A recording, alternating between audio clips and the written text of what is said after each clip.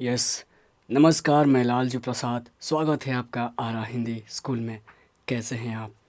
उम्मीद है आप बढ़िया होंगे और अपनी पढ़ाई कर रहे होंगे। और मेरे भाई, आज हम बात करने वाले हैं अभ्यास पर। आपको मालूम है कि पिछली जो हमारी क्लास हुई है विष के दांत से हुई है, और उसमें हमने लेखक परिचय और सारांश की बात कर लिया है। अब हम जो बात करेंगे, ठीक है, ये भी बात कर लिया, अब बात करेंगे इसमें अभ्यास की।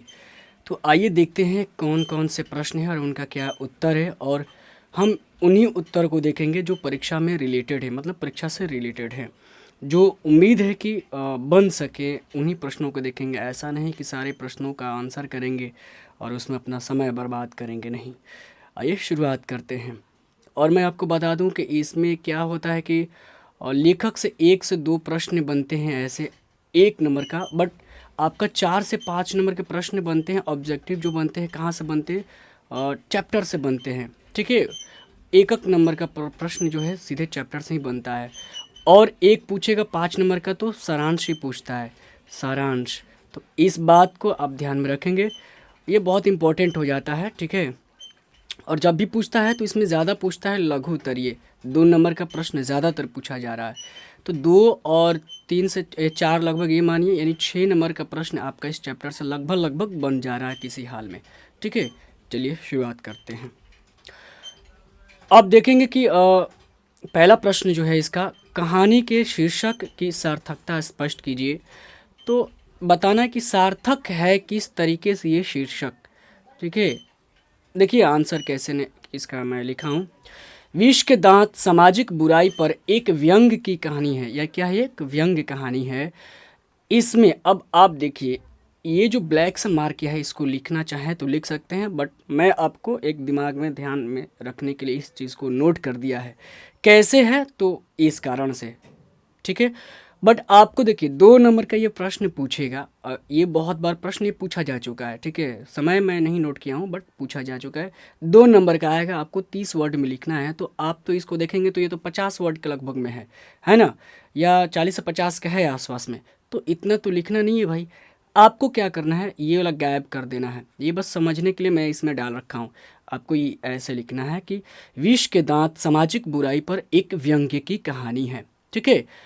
इसमें उच्च वर्ग के लोगों की सोच निम्न वर्ग के लोगों के प्रति कैसी रहती है, उसको विष के दांत के माध्यम से, ठीक है, प्रतीक के रूप में दिखाया गया है। इस कहानी में विष के दांत क्या है भाई? कुछ है, दांत है क्या इसमें? विष क्या है? ये एक प्रतीक के रूप में है, ठीक है। वो विष क्या है, देखिए अब आगे कैसे लिखना है आपको। विष यानी सामाजिक भेदभाव, स्वार्थ, सफ़ेद पोशी, शोषणवादी सोच है, जो सेन साहब के अंदर जन्मा है। किस रूप में? दांत के रूप में, ठीक है। और वो दांत कौन सा भाई? खोखा है। खोखा ही दांत है वो। और ये विष है, उसका दांत खोखा है। दांत खोखा का टूटता है तो केवल खोखा का दांत नहीं टूटता है, बल्कि इनका, सेन साहब का दांत टूटता है, ठीक है। इस दांत से मदन खोखा के दांत तोड़कर छुटकारा पाता है, ठीक है। मदन क्या करता है? छुटकारा पाता है, यानी मदन ही नहीं पाता है बल्कि अपने पूरे परिवार को छुटकारा इसे दिलाता है। अंततः उच्च वर्ग के विष के दांत निम्न वर्ग के द्वारा तोड़ दी जाती है, और यही शीर्षक की सार्थकता है। देखिए इस सवाल, ये जो कहानी है ना, ज़बरदस्त की कहानी है, मज़े की कहानी है, अगर आप इसे समझना चाहें तो। देखिए ये दांत, विष के दांत कह रहा कहाँ, देखिए ये सवाल कह रहा है कि शीर्षक की सार्थकता भाई बताना है, कि बताइए कि कैसे ये जो शीर्षक है, यानी विष का दांत जो है, विष के दांत, ये कैसे सार्थक हुआ है इस कहानी में, मतलब सही साबित हुआ है, कैसे ये दिखाना है। वही चीज़ है यहाँ पर, तो वो मैंने इस तरीके से लिख दिया, आप समझ गए। आगे बढ़ते हैं। ज़्यादा नहीं लिखना है, आपको समझ के कैसे लिखना है। मेन वही पॉइंट है कि विष क्या है उसको डिफाइन कर दीजिए। खोखा, देखिए अभी हमने पहला प्रश्न देखा, दूसरा प्रश्न छोड़ दिया, तीसरा प्रश्न देखिए, ठीक है। खोखा किन मामलों में अपवाद था? और ये न जाने 4 से 5 साल में, ये मतलब लगभग 4 से 5 साल पूछा जा चुका है, ये गैप करके तो लगातार इस सवाल को। तो इस बार ना उम्मीद है कि ये प्रश्न बने, अगर बने तो, ठीक है। तो आप इसका जवाब ढंग से याद रखेंगे। और अपवाद किन मामलों में है, अगर पिछली क्लास देखे होंगे, थोड़ी सी लंबी है क्लास बट देखे होंगे तो आप समझ गए होंगे। अपवाद देखिए, खोखा सेन साहब के बुढ़ापे की आंखों का तारा है। भाई नाउमीदी में जन्म लिया ये तो। वह परिवार में इकलौता चिराग है, ठीक है, इकलौता लिखा, इकलौता भी होता है, ठीक है, इक चिराग था। चिराग सेन साहब की नाउमीदी में एक उम्मीद बनकर आया था। इसलिए देखिए, था इसलिए मैं आंसर किया हूँ क्योंकि यहाँ पर था ही पूछा है। अपवाद था, इसलिए सबका देखिए था लिखा। अगर है रहे अपवाद है तो सबका आंसर क्या होगा, है होगा, ठीक है। खोखा सेन साहब के बुढ़ापे की आंखों का तारा है, वह परिवार में इकलौता चिराग है। देखिए है बोल रहा हूँ, बल्कि था बोलना चाहिए। चिराग था, सेन साहब के ना उम्मीदी में उम्मीदी बनकर आया था, ठीक है। इसलिए परिवार में उसे काफ़ी छूट थी, प्यार दुलार था। उसके लिए घर में कोई नियम कानून नहीं था। वो कुछ भी तोड़ फोड़ कर दे या अपने बहनों पर हाथ उठा दे या छोड़ दे, उसे कोई बोलने वाला नहीं था, ठीक है। इसलिए खोखा जीवन और घर दोनों के नियमों के अपवाद था वो। समझ गए इस चीज़ को, कुछ ज़्यादा करना नहीं है। मतलब प्यार दुला वही ऐसा इकलौता चिराग है भाई, तो उसे कौन बोलने वाला है। उसके लिए सारे नियम कानून बदल गए। पहले जो भी थे लड़की के लिए था, नियम कानून बना है, वो सब कुछ इसके लिए बदल गया। तो बदल गया नहीं, ये अपवाद। एक तो अपवाद, जीवन का अपवाद का मतलब, जीवन का अपवाद का मतलब हुआ कि एक तो बहुत लेट से इसका जन्म हुआ है।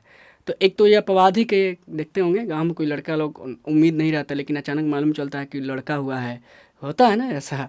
तो वही क्या हो, तो अपवाद हो गया ये। मतलब क्या बोलते हैं उसको, क्या बिगन बिगन या कुछ ऐसे ही बोलते हैं कि बाद में हुआ है। तो यही बात हुई, आप समझ रहे हैं।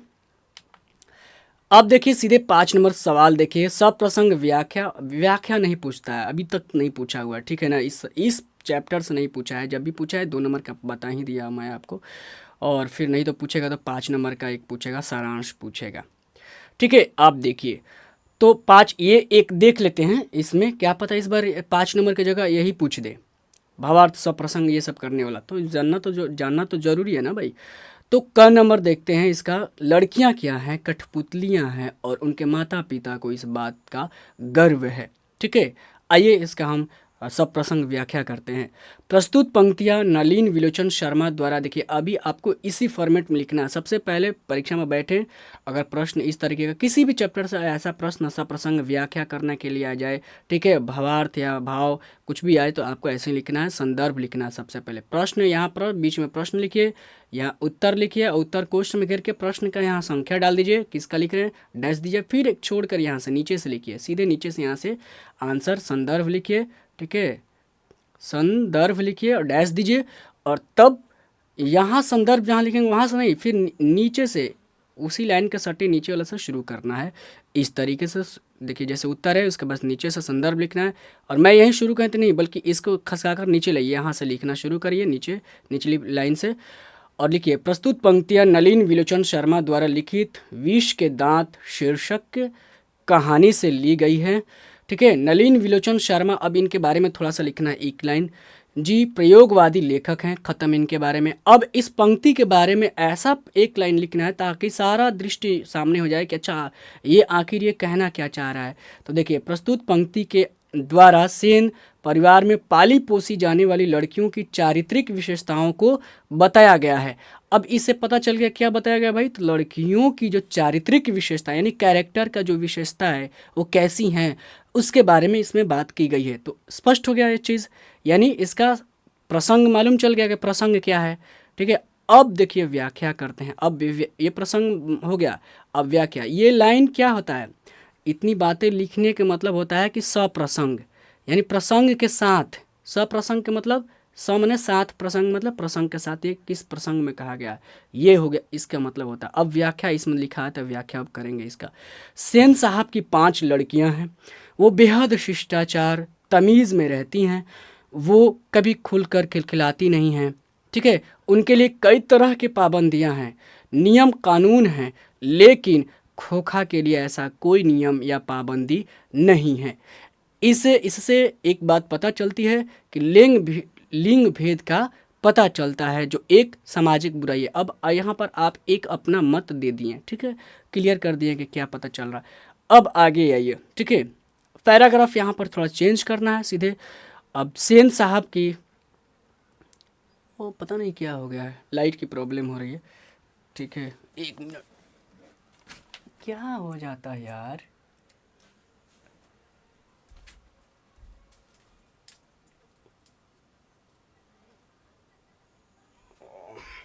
तार हिल गया था, हाँ समस्याएं आइए तो यहाँ पर फोकस करते हैं। समझ में आ रहा है अभी तक? देखिए अब आगे देख रहे हैं, इसमें सेन साहब की लड़कियां के अदब, लड़कियां के अदब को देखकर, लड़कियां जो हैं उनकी अदब को,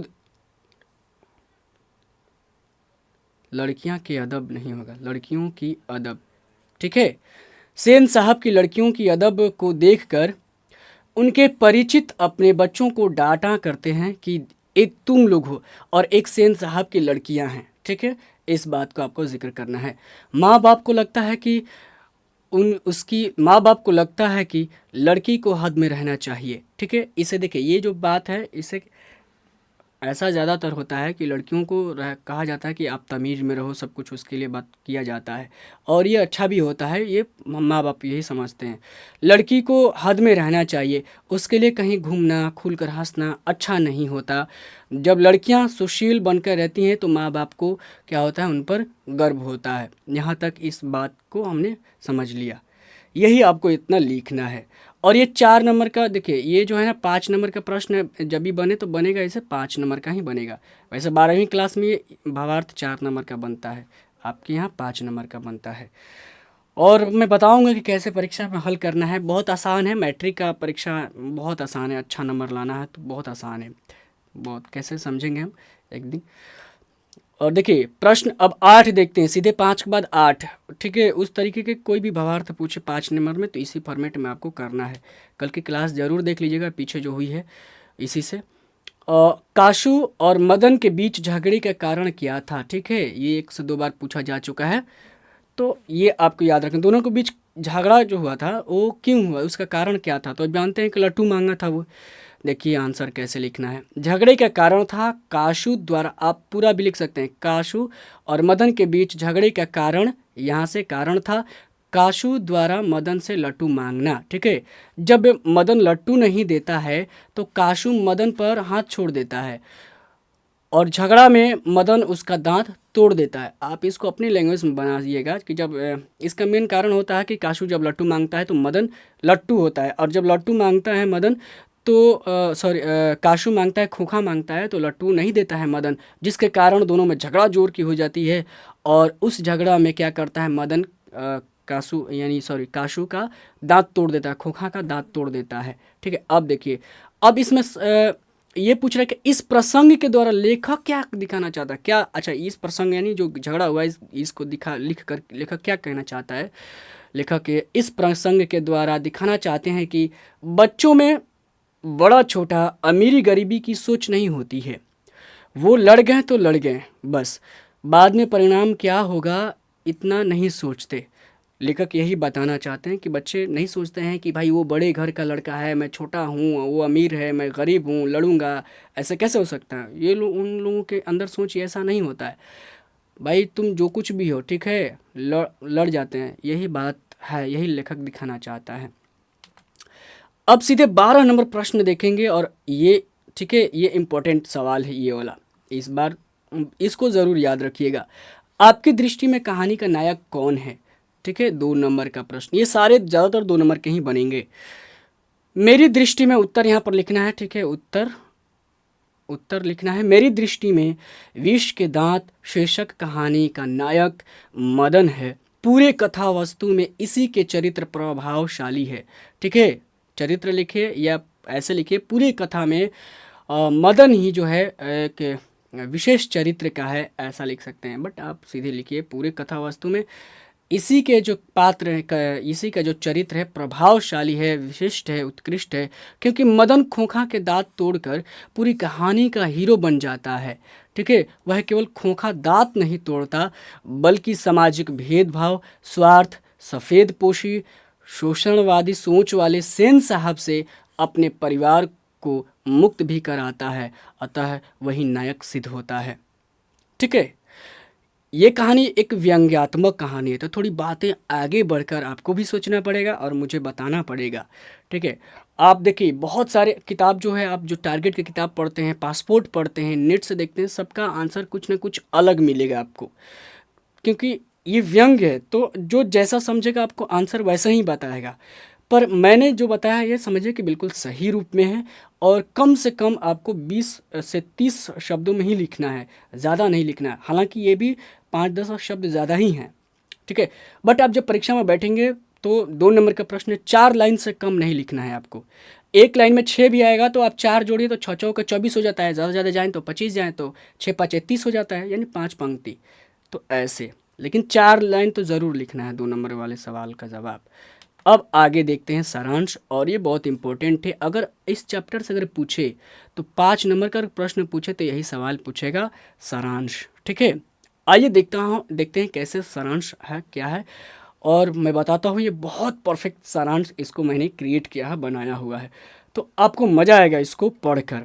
देखिए समझिए, आप इसको समझ गए तो कल की क्लास अगर देखना ना चाहें तो नहीं देख सकते हैं। ठीक है, जो पीछे कर चुका हूँ, बट उसमें इंपॉर्टेंट पंक्तियों को मैंने हाईलाइट किया हुआ है, मार्क किया, कैसे रेड और ब्लैक किया, ये सब ऐसे मार्क किया कि क्या नोट करना है, क्योंकि इससे 4 से 5 नंबर के प्रश्न एक एक नंबर के बन रहे हैं, तो ज़रूरी हो जाता है चैप्टर पूरी तरीके से पढ़ना। ठीक है, बट नेक्स्ट जो क्लास करेंगे ऑब्जेक्टिव प्रश्न, उसमें सारे प्रश्नों को ले आ देंगे, तो घबराने की ज़रूरत नहीं है, वो भी काम कर जाएगा आपके लिए।